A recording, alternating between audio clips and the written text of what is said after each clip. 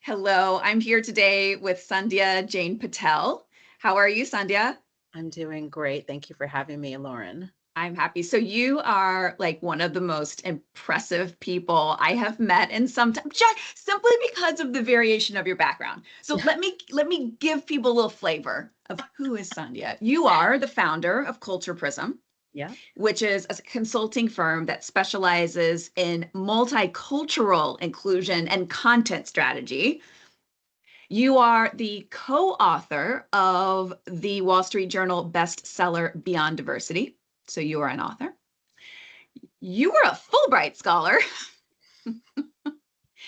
and your experience includes a really interesting and wide variation of topics from leadership roles at Disney yeah, all the way to leading Indian and Southeast Asian art at Christie's. that's right. So, Um, this is awesome. I have very few art people in my life, Yeah, so it's just been a pleasure getting to know you. likewise. So I've got this is the way this works. If you've watched Mhm. these three quick questions, here's my first. So we had a pre-conversation, and you were really talking about what it means to be multiculturally inclusive. And it gave me, I thought about our conversation for days after. It was super interesting to me. So I thought it might be good to start with you explaining your philosophy on what you think it really means to be multiculturally inclusive and why you think this is really critical to businesses for commercial purposes. Yes. So I think thank you for first of all that beautiful introduction and Patel to Patel. I completely, game recognizes game, as they say. So I am so grateful to have this opportunity to talk to you a little bit about my passion, our passion, which is multiculturalism. And to answer your question, when we look at what defines culture, culture is a set of mores, a set of sort of social agreements that people make that helps them to recognize the self in the other, right? So whether you're talking about race, gender, ethnicity, age, disability status, religion, philosophies, et cetera, or you're talking about things like, how one is perceived in a particular environment versus another environment, just what are those shared experiences? What are those common agreements that we make? And that forms that set of beliefs that defines a culture. So the culture really is the experience that somebody has depending on that dimension of diversity. And what that means is that as the future grows more multicultural, for example, the Hispanic Marketing Council did a review where they found a study with other advertising agencies, and they found that the majority of Americans under 40 identify as multicultural, soon to be under 50. So for companies, what that means is if you do not know how to talk to anyone but pale, male, and stale, your audience is shrinking, your revenue stream is shrinking, your existence is shrinking. So it is extremely important for all organizations, whether you are profit, nonprofit, government, et cetera, to be able to learn what it means to speak to somebody who has a variety of lived experiences and shifts, possibly code switches between those. Yeah. You used a great term when we were talking the other day, and you said, cultures aren't monolithic.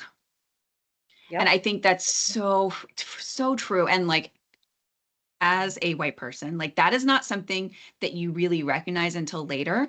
Um, Talk a little bit about that and how people should be thinking, really adapting that, because that is not something in my experience I have seen a lot of companies and marketing organizations really thinking through. I think they think through, okay, we have to be diverse.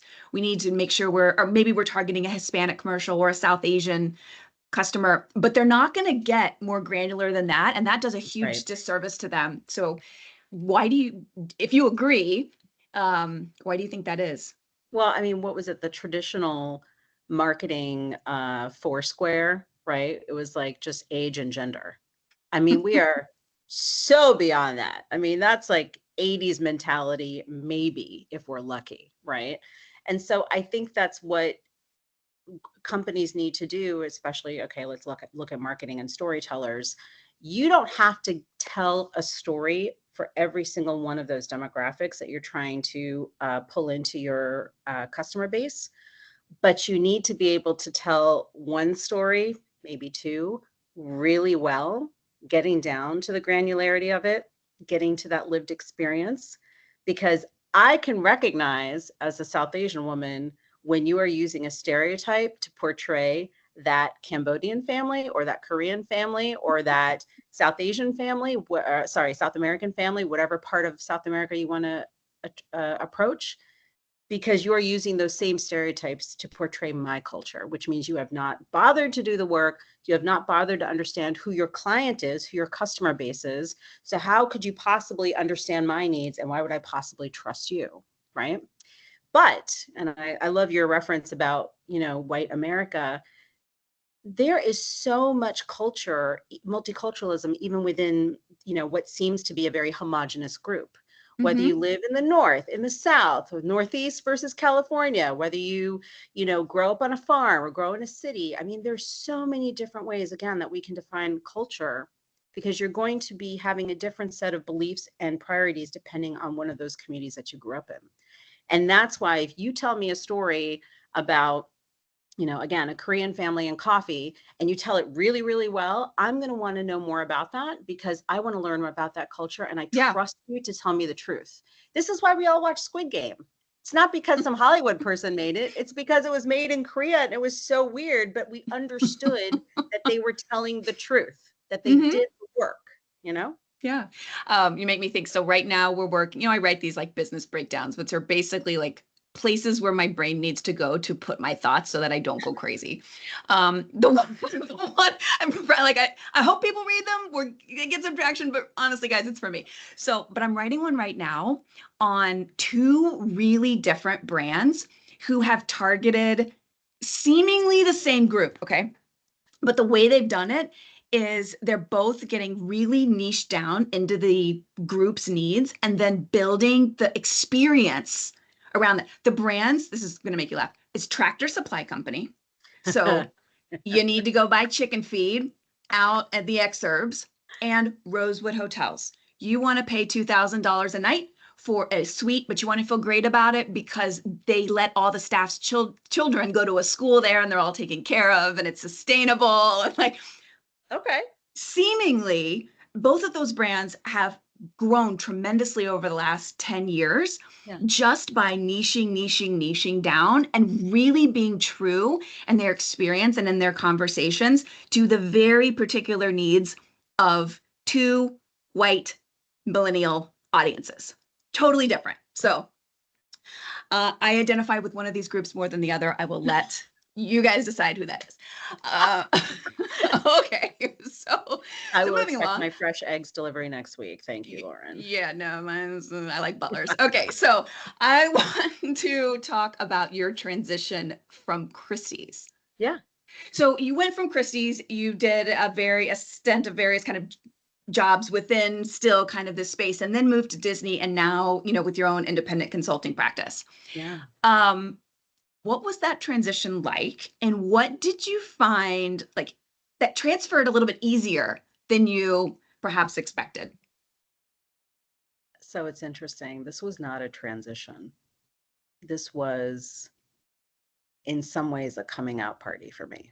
And I don't, I'm borrowing a phrase from the Pride community. I am an ally. I'm not a member of that community. So I just want to clarify that I am borrowing a phrase from them. Thank you very much. When I was at Christie's, I was not brown. When I was at Christie's, I was trying to be as white adjacent as possible. Even though you were working in South Asian art. When I was at Christie's, I was one of maybe 3 people of color in the New York office. That was in the specialist side, not in the back of house support side. So front of house, client facing side. Wow. Of course, in the Indian, Himalayan, and Southeast Asian department. But I somehow fooled them into thinking that I belonged. Talk about a sense of imposter syndrome and of just sort of being like, I'm here, I hope they don't kick me out, et cetera, et cetera. And I will tell you, as much as I love the art world and as much as I love certain aspects of Christie's, they very much do believe in the socioeconomic hierarchy. They are very much part of that sort of English colonial mentality. And I bought into that hook, line, and sinker because I was born and raised to be white adjacent. I grew up thinking that I had to be in those rooms, in those spaces, you know, as non-brown as possible. And my experience is not unique. A lot of people, especially my generation, think that way. And I frankly got tired of always feeling like an imposter, of always being told that I wasn't doing enough, and truthfully being undervalued. I left because I had not gotten a raise for 3 years, even though I was bringing in multi-million dollars in my department. I made my budget like 20 times over for 3 years in a row. And finally I said, that's it, enough. I'm not doing this anymore. And from the very beginning, I'd always done cultural consulting. When I started at Christie's, I was also a cultural consultant for a few Hollywood films. And that's really where I realized what I wanted to do. I wanted to talk to people and help them tell these stories in the right way. And so when I left, I realized that's what I was going to start doing. And that's where, it became a DEI thing. I had to learn to get the right language and sort of get my bona fides and all of that. So I am a certified, DEI practitioner and all of that. That's why I was at Disney. But ultimately, it's not about DEI. It's about telling the stories and portraying the cultures properly. What was easy in that transition? Because that sounds really hard. So it was. I think the hardest part was sort of realizing, again, that I'm not white. I know that sounds crazy. The easiest part was embracing who I really am and not being afraid to say the quiet parts out loud. That's awesome. That's amazing. Yeah. I kind of feel like once you've freed yourself of whatever narrative you thought you were going to be telling, like it's just a weight off. When you decide that someone else's perception of you or the stories that they want to tell of you are not true and you're not going to be bound by those shackles, it's literally freeing. Yeah, like who cares? Yeah. Yeah. Well, that's great. Okay, last question. In addition to this long list of experiences, about 5 years ago, you started an executive compensation survey starting with women. And now you are partnering with the Harris Poll to expand that survey to men and women, right? We have to have accurate benchmarks. So I had 2 questions for you about that. The first is looking back on the polls that have already been done. If you could share a bit on how powerful the results of that data have been for people. And then the second question is, why are men so important to participate in this? Yeah, thank you so much. And I'm so excited to talk about this.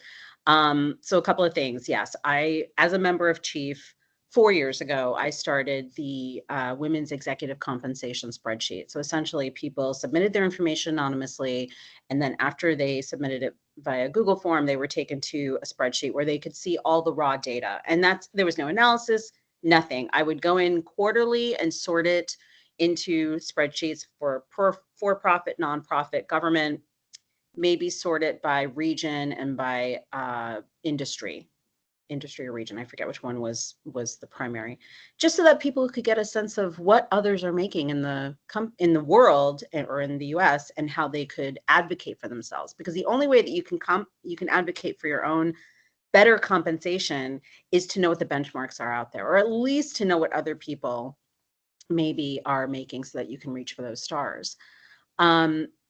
Over the 4 years, we had about 2,000 responses.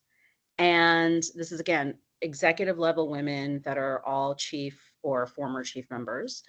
And many of them would say how helpful it's been. I even got an email yesterday from somebody saying that, oh, you're the one that did that spreadsheet? Thanks to the data in there, I was able to advocate for a 30% raise. I wonder how much value you created from that. I know I ask you math questions, but it's like there's 2,000 women and 10 yeah, people. No, I'm glad that you're doing that, because the thing is, this is the reason why we decided to partner with the Harris Poll, or Libby Rodney from the Harris Poll and I got together. We met through Michelle Finocchi of Moving the Needle, and like, the stars just aligned. The drawbacks to having a form like that is that the Google form doesn't allow you to do really good analysis. So when we Yeah. tried to do analysis, the data was just not granular enough, the way they allow you to even enter it in the form, excuse me, so that you couldn't do the proper analysis that we wanted to.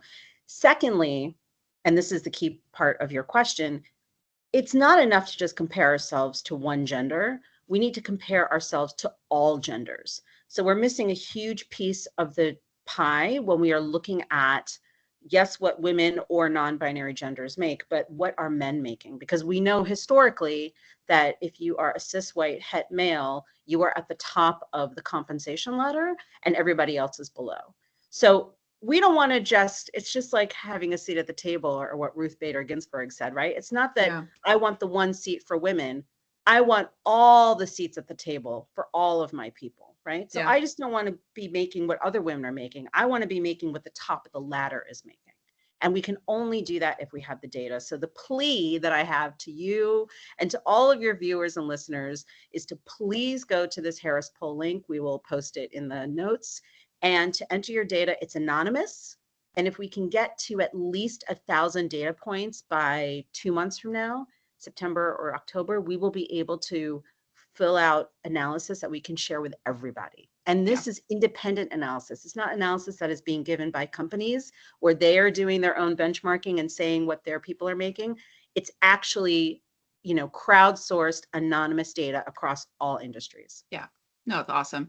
It's like if you climbed Kilimanjaro, you thought it was high. If you didn't know what Everest was like, what are you gonna do? Well, yeah, we'll include that in the notes, and then we'll put it on my LinkedIn. And then you and I have talked about a couple of other things. I think I had an experience. I don't think I told you. I had a team working. This is a long time ago. Of direct reports back when I was in a corporate role. And I had one woman and 2 men, and they were all great. The woman was like a superstar, and she was younger than them. And she was comped, I want to say, at 60% of what they were making. And I threw a fit, but like you can only give someone, there's only so much budget, right? It's like, I got to give her this, but I can't give her my entire budget. She has gone on, I won't say who she is. If you're watching this, you know who you are. She's gone on to be a really senior person and made a shitload of money. So none of it mattered at the end of the day. She got what she needed, but I mean, she deserved it. This is my inspiration, and many inspirations, but Cindy Gallup is definitely one of them. And one of my favorite phrases that she says is, ask for the biggest number that you can say out loud without laughing. And that's what I want, is I want people to have the data so they know what that biggest number is, so they can ask for it without laughing. They can make a shit ton of money, and they can, get what they're worth. Yeah. Well, she did fine, so it's okay. Well, great. Well, Sandhya, thank you so much for taking the time with me today. And let's stay in touch. It's been just an absolute pleasure getting to know you. Absolutely. Patel to Patel, baby. Patel to Patel. All right. Thank you. Take care.